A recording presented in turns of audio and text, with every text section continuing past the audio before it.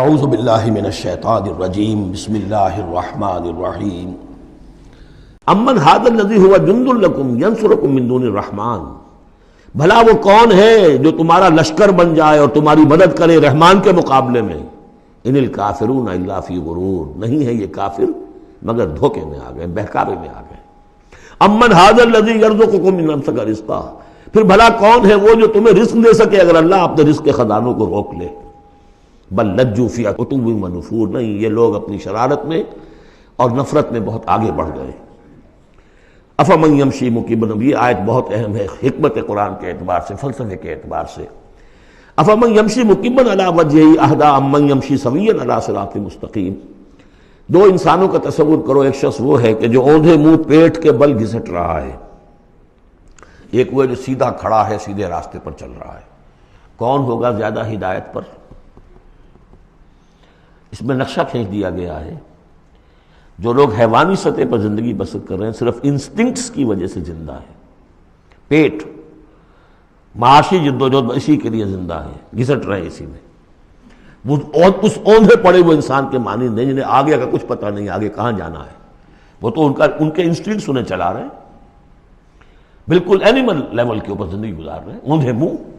انہیں کیا نظر آئے گا راستہ کون سا ہے، کدھر جانا ہے؟ ایک شخص کھڑا ہے سیدھا، اپنی منزل اس نے معین کر لی ہے۔ یہ بالکل وہی فلسفہ ہے جو سورہ حج میں آ چکا ہے۔ انسان حقیقت میں وہی انسان ہے جس نے اپنا کوئی آدرش، کوئی نصب العین، کوئی مقصد، کوئی آئیڈیل زندگی میں مقرر کیا۔ جو شخص بغیر کسی نصب العین کی زندگی گزار رہا ہے، ہی از این اینیمل۔ اولئک کالانعام بل ھم اضل، حیوانات جو ہیں یہ چوپائے، ان کی زندگی کا کوئی مقصد نہیں ہے۔ وہ تو اللہ نے ہمارے کام کے لیے پیدا کر دی، آپ انہوں کاٹوں گوشت کھائیں اور ان کی چڑوں سے جوتیاں بنائیں اور جی رہے وہ خالص انسٹنکٹس کے اوپر، ان کی جبلتیں ہیں، صرف جبلت کے تحت ہیں۔ انسان صرف حیوان نہیں ہے، اس میں کچھ اور ہے، اور اس کے لیے کوئی آئیڈیل۔ ضعف الطالب والمطلوب، جتنا اونچا آئیڈیل ہوگا اتنا ہی اونچا انسان جائے گا، لیکن جس کا کوئی سرے سے آئیڈیل نہیں وہ نرا حیوان ہے۔ آخر چوپائے بھی تو اسی طرح چلتے ہیں نا۔ افمن یمشی مکبا علی وجہہ اہدی امن یمشی سویا علی صراط مستقیم، سیدھا راستہ اور اس کی منزل معین ہے، مجھے ادھر جانا ہے۔ دنیا میں ہماری منزل اقامت دین، حقیقت میں زندگی کی منزل آخرت، رضائے الہی کا حصول۔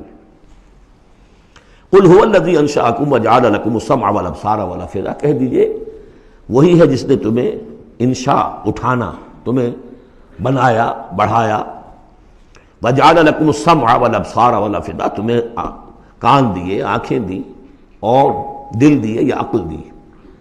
عام طور پر قرآن میں سمع پہلے کیوں آتا ہے اور بصار بعد میں کیوں آتا ہے؟ انسانی علم کا جب آپ جائزہ لیں گے تو اس میں پہلا حصہ ہوتا ہے جو پہلی نسلوں نے علم حاصل کیا ہوا ہے، اس کو آپ اخذ کرتے ہیں اپنی سماعت سے۔ آپ سنتے ہیں، کلاس میں لیکچر ہو رہا ہے، پروفیسر لیکچر دے رہا ہے، جو کچھ ہوا ہے پہلے وہ آپ نے پچھلی نسلوں کا جو بھی ذخیرہ معلومات ہے وہ جمع کیا، اب آپ نے آبزرو کیا، کچھ اور معلومات حاصل کی، کچھ نئی حقیقتیں آپ پر منکشف ہوئیں، اور پھر آپ نے اس کو جوڑا، ایک قدم آگے گئے۔ ان السمع والبصر والفؤاد کل اولئک کان عنہ مسئولا قلیلا ما تشکرون، بہت کم ہی شکر ہے جو تم کرتے ہو۔ قل ھو الذی ذرأکم فی الارض والیہ تحشرون، کہہ دیجئے اسی نے تمہیں پھیلا دیا ہے زمین میں اور اسی کی طرف تم اکٹھے کر دیے جاؤ گے، جمع کر دیے جاؤ گے۔ وَيَقُولُونَ مَتَىٰ هَٰذَا الْوَعْدُ إِن كُنتُمْ صَادِقِينَ، وہ کہتے کب ہوگا یہ وعدہ، کب پورا ہوگا، اگر تم سچے ہو تو بتاؤ۔ قُلْ إِنَّمَا الْعِلْمُ عِندَ اللَّهِ، کہہ دیجئے کہ اس کا علم اللہ کے پاس ہے۔ آخرت کب آئے گی؟ وَاللَّهُ عِندَهُ عِلْمُ السَّاعَةِ، اللہ ہی کے پاس اس کا علم ہے۔ وَإِنَّمَا أَنَا نَذِيرٌ مُّبِينٌ، اور میں تو بس صرف ایک واضح اور صاف صاف ڈرا دینے والا ہوں، اس کے سوا میری ذمہ داری کوئی نہیں۔ فَلَمَّا رَأَوْهُ زُلْفَةً، پھر جب وہ دیکھیں گے اس کو، قریب آ گئی، سیئت وجوہ الذین کفروا، تو ان کے چہروں کے حلیے بگڑ جائیں گے، برے ہو جائیں گے ان کے چہرے، ان کافروں کے۔ وقیل ھذا الذی کنتم بہ تدعون، اور کہا جائے گا یہ ہے وہ جس کو تم مطالبہ کرتے تھے کہ لاؤ اور لے آؤ جلدی سے۔ قل ارأیتم ان اہلکنی اللہ ومن معی او رحمنا فمن یجیر الکافرین من عذاب الیم، اے نبی ان سے کہیے دیکھو اگر مجھے میرا اللہ ہلاک کر دے یا اور جو میرے ساتھ ہیں ان سب کو بھی ہلاک کر دے، یا اللہ تعالی ہم پر رحم فرمائے۔ سوال یہ ہے کہ تمہیں کون بچائے گا، کافروں کو کون بچائے گا عذاب علیم سے؟ ہمارا جو بھی ہو ہم ناکام رہ جائیں، تمہارے نزدیک ناکام ہو گئے، ہمارے نزدیک تو کوئی ناکامی ہے ہی نہیں۔ حل تربصون بنا الا احدی الحسنیین، دو اعلیٰ صورتیں ہیں، ان میں سے تیسری کوئی صورت ہے ہی نہیں۔ یا ہمارا رب ہمیں سب کو جام شہادت نوش کروا دے، کامیابی سب سے بڑی کامیابی تو یہی ہے، اور کامیاب ہو کر اگر واپس آ گئے تو تم بھی کہو گے کہ کامیاب ہے۔ لیکن تم سوچو کہ کافروں کو کون بچائے گا دردناک عذاب سے؟ قل هو الرحمن آمنا به، کہہ دیجئے وہ رحمان ہے، اس پر ہم تو ایمان لا چکے ہیں، وعلیہ توکلنا، اور اسی پر ہمارا توکل۔ نوٹ کر لیجیے یہ صورتیں جو ہے بالکل ابتدائی زمانے کی صورتیں ہیں۔ ابھی سمجھیے کہ یہ ابتدائی رد و قضا ہے، جس کی آخری شکلیں وہ ہیں جو سورہ انعام اور سورہ اعراف اور سورہ یونس اور سورہ ہود میں ہم دیکھا ہے۔